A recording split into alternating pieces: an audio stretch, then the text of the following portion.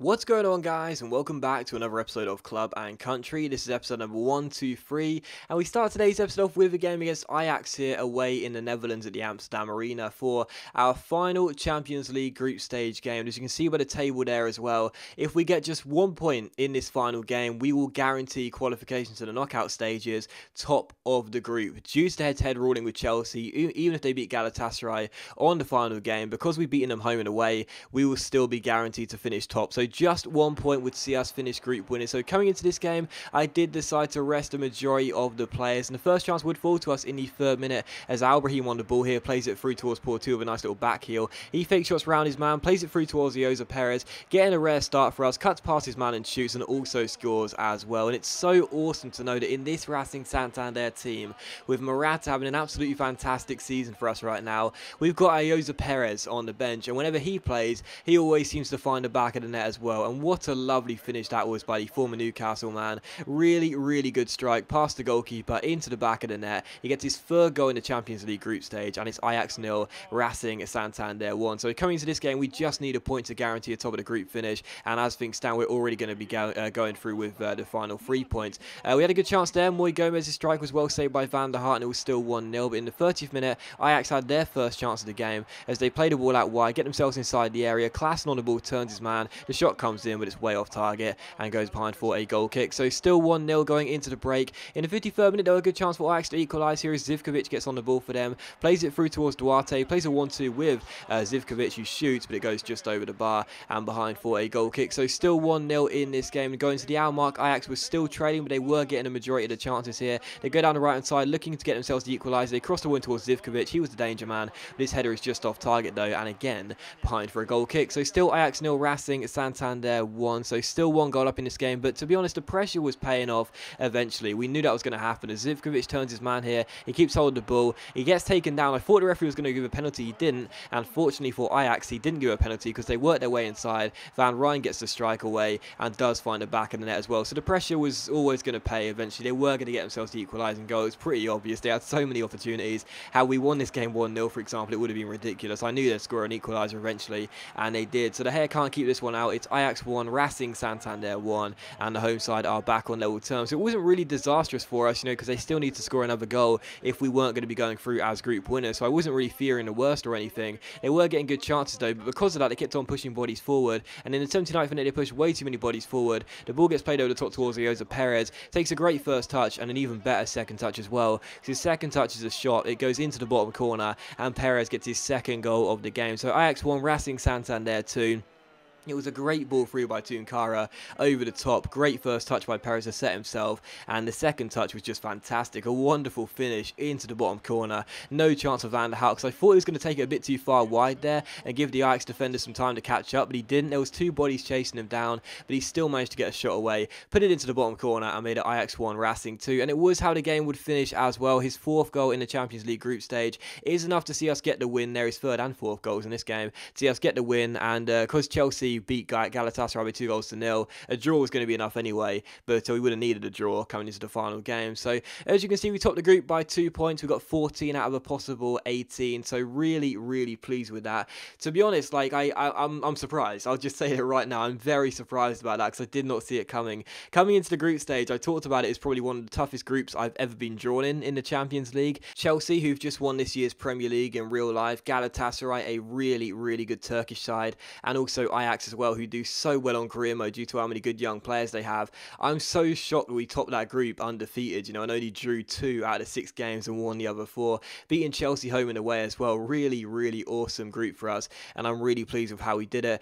So we take on Villarreal for the 2nd of 3 games in today's episode here. Back to league duties here at El Sardinero. The first chance fell here, but Borja Lopez's header from his corner was well dealt with by the goalkeeper and turned away. We had to wait until the 2nd half though for another chance. Not much else happened in the first half, but in the 55th minute here, young Elise plays a brilliant ball through towards Morata, who takes a touch, then step overs around the last defender, and it's a really good finish as well by Alvaro Morata. That's now his 14th goal in La Liga so far. What a season this guy's having already. Lovely little ball through by Elise there, but for some reason he didn't get credit with the assist, not too sure why. Even so, great ball by Elise, such an underrated player in his team, and it's Racing 1, Villarreal 0, courtesy of that 14th goal of the season by Morata. So 1-0 to Racing. In the 61st minute, a good chance to extend the lead to 2. Rodriguez crossed in the corner, again Borja Lopez is the target. It's a great save by the goalkeeper though, as Borja Lopez's header is tipped onto the bar by the keeper, and it's still 1-0. And in the 68th minute, another good chance here for us to score here again. Carvajal's on the ball, plays it through towards Pedro Obiang, fake shots around the defender, goes down the right-hand side, shoots from a tight angle, and it goes into the side netting and behind for a goal kick. So still Racing 1, Villarreal 0, but to be honest, it was a game which Villarreal didn't really do too much. And Morata puts the ball in the back of the net here from range. What a strike this is, but unfortunately the flag is up for offside and it won't count. That was an absolutely superb strike by Morata, and it's a shame it didn't count. I knew it was offside, that's why I took the shot, but even so, what a brilliant finish that was by Morata from about 25 yards out. Still Racing 1, Villarreal 0, in the 85th minute, a great chance to make it 2-0 as Jesse Rodriguez plays the ball through towards Morata after David De Gea's kick out. He goes down the right hand side, takes on Masaccio, beats him with a fake shot, cuts inside, Masaccio takes him down, and the referee awards a penalty to Racing Santander. And this year, I know I've mentioned it about 1,000 times now, we've already won loads of penalties. A few of them have been quite debatable, but there is absolutely no debate about that one. Matteo Masaccio, the Villarreal captain, takes down Morata, and as you can see by the replay, there was a lot of contact there, and you cannot argue with the referee in decision. So penalty to Racing Santander, and a great chance to make it 2-0. It's going to be Jesse Rodriguez who'll stand up and take it, and it's just absolutely crazy. But whenever we score league goals, man, like seriously, sometimes Isco might get a goal, there might be one or two other Racing players to chip in with a goal as well, but this season right now, like I swear over 80% of our goals have come through these two, Jesse Rodriguez and Alvaro Morata. Rodriguez gets his 15th goal of La Liga so far this season. Morata has 14 goals in La Liga this season. Right now we're top of the table by quite a few points, and these two are having their own personal battle to see who's going to be crowned Golden Boot, and I want a Golden Boot winner, and I want you guys to comment as well and tell me who you think is going to score the most goals in La Liga this season. Are you hashtag Team Morata or hashtag Team Rodriguez? Currently right now Morata has 14 La Liga goals and Rodriguez has 15 La Liga goals, and we're not even halfway through the season yet, which is just ridiculous. It's crazy how many goals these two are scoring. Who do you think is going to end up with the majority of goals this season and more goals than the other one, Rodriguez or Morata? Let me know in the comment section by putting hashtag Team Morata or hashtag Team Rodriguez. I'd love to know who you guys are going to select to see who you think will end up being crowned Golden Boot winner of this season, because it's definitely going to be between these two. Like seriously, they're just running away with it themselves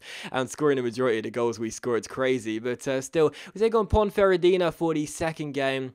The third game of today's episode, but this was a simulated game. We drew it by 2-2. We were going for anyway though. We won the first leg by 4-1, and you know I couldn't see Ponferradina overcoming that in the second leg away from home. So we simulated those games, and I did mention as well in the last episode, those are the only 2 games we'll simulate this season. So if you're not a fan of simulation, don't worry. Those are the only 2 games we'll simulate this season, as Contra accepts his contract extension, which is great. And there you go. It's just because I didn't talk about it at the start of the season, so it's kind of unfair for those you didn't want me to simulate games. Next season we'll start simulating more games in La Liga though, and there you go. So basically those 2 games got simulated there. We're going through to the Copa del Rey round of 16 as we thought we were going to do anyway against the Liga Adelante side, but those are the only 2 games this season that will get simulated, and well, with Racing Santander.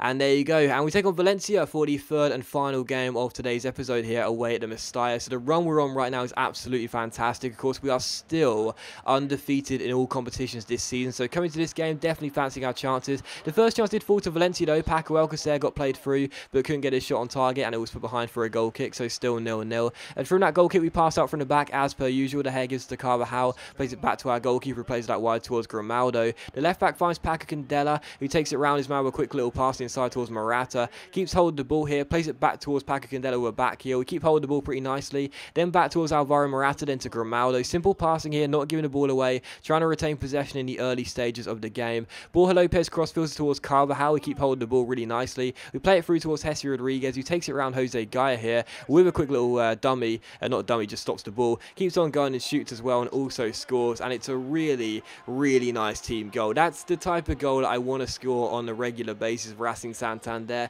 It's really hard to score those team goals because it's just really, really easy to misplace passes on this game. And whenever you do, it's hard to get the ball back. And when you're playing the AR on Legendary, you need to make use use of the clock. But even so, that was an awesome goal. Really nice teamwork, great passing there. And Rodriguez's strike does take a small deflection off the Valencia defender, but I think it was going anyway, in anyway. That's now his 16th goal in La Liga, now 2 goals ahead of Morata in the race for the Golden Boot. Again, are you hashtag Team Rodriguez or hashtag Team Morata? Let me know in the comments. And it is Racing 1, Valencia 0, or Valencia 0, Racing 1, I should say. And we do take the lead in this game. In the 39th minute, David De Gea made a smart stop there. His near post, and it was still 1-0. And on the stroke of half-time, he had a great chance to make it 2-0.